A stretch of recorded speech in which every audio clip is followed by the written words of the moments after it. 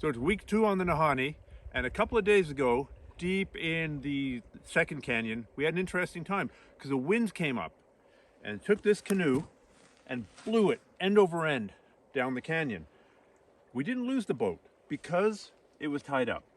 You see, there's a ring at the end, the rope was tied to the ring, and the rope was then tied to a tree.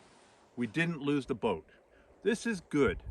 You have to tie your boat up every time that you pull over. Whether you're pulling over to pee, whether you're pulling over to have a snack, to explore a portage, finishing a portage, or overnight, you have to tie up your boat. I've lost my boat more than once. I have lost my boat on Lake Superior once. Sitting, huddling over a small fire, trying to cook something in a windstorm, I heard boom, boom, boom, boom, boom, and I watched the canoe go end over end over end past me into the lake. Now I had to jump into the freezing cold water to try and rescue the boat. I've also lost my canoe on the Seal River. We pulled over just for a little bit, look at some animal tracks, and just the action of the waves, the gentle waves, worked the canoe free. And now the canoe's floating down the river, and once again I had to swim for the boat.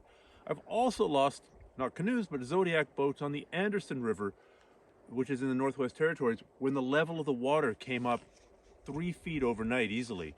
There was a combination of intense rains upstream, a very high tide, like 50 miles downstream, and a strong upstream wind. It just piled the water up.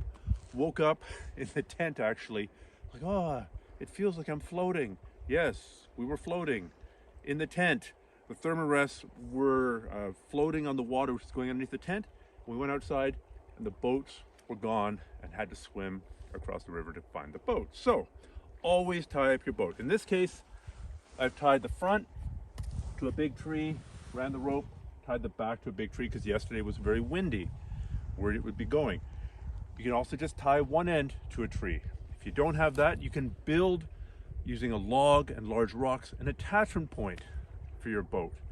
If you don't have that, you can fill your boat with rocks. All of those things will keep your boat there when the winds come up. You can never trust that the wind isn't going to come up. You can never trust there isn't going to be a sudden gust of wind. You can never trust that the river isn't going to come up overnight. And you don't want to lose your boat when you're out in the wilderness, and that is your way of getting home. Always tie up your boat.